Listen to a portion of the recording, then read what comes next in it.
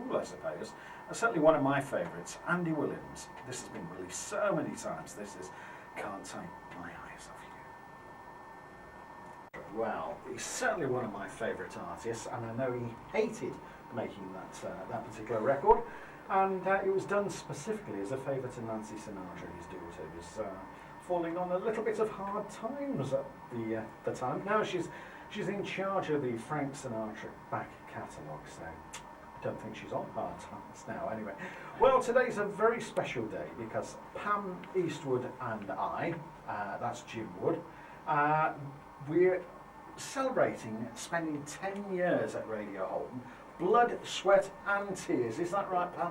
Blood, sweat and tears. Yes, a lot of tears. And we're very, very fortunate to have the president of the HBA, and if you don't know what the HBA is, it's the Hospital Broadcasting Association. And June is here today to present us with our award and for long service, and I'm going to try and find at home a very big nail so that I can hang it on the wall because I'm as proud as punch to have it. Anyway, it's great to meet you today, June, and I wondered if you could tell us a little bit about your role in HBA. We've seen your photograph about in the On Air magazine many, many times, and we'd like to know a little bit more about what goes on and all these shindigs that you get to go to. Shindigs? Excuse me. First of all, I would say thank you so much for inviting me. It's always a pleasure to come out to hospital radio stations. And I've now been out to about 152, something like that, different stations. So from that you can guess that part of my role is most certainly to go out and visit stations, present long service awards, yes, but to generally visit stations. I'll maybe sometimes go just for the evening or help with an opening ceremony if stations relaunch themselves. Other celebrations, Birmingham for example, were 50 years old a couple of years ago.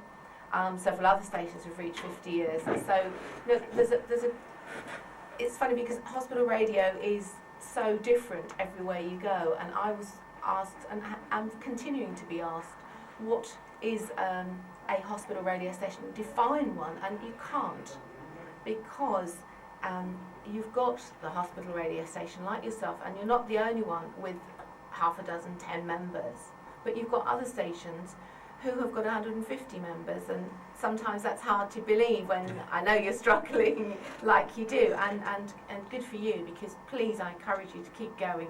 You'll get there. Every station goes through its rough patches, its peaks and its troughs, and I've seen that with my own station, York. I've seen that in Cambridge, where we were talking about before we went on air.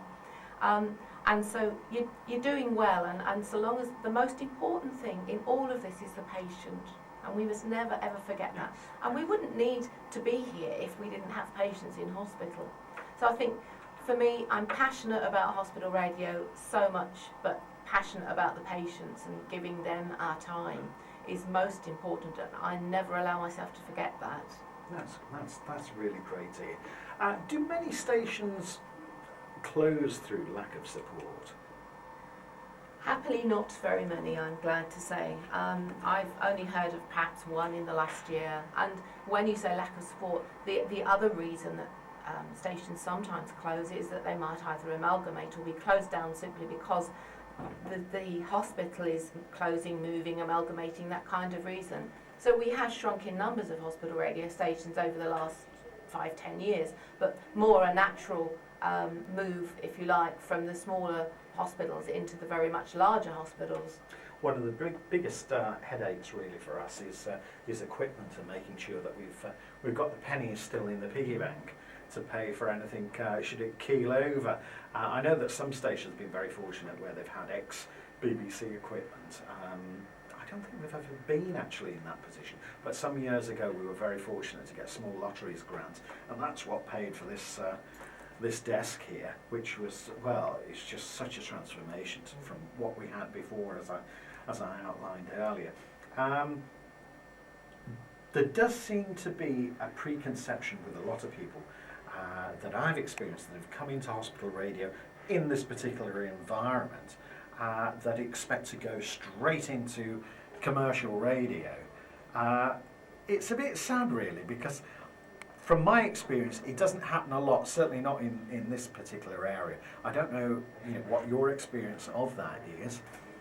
People are always advised that they should get a foothold in hospital radio, but I often wonder how many people are successful. A number of points there, and let me start from the fact that the BBC actually are strong supporters of hospital radio. And in that respect, I have been asked to attend media days at various universities. And the first time I attended one, I represented each time the Hospital Broadcasting Association, therefore hospital radio in general.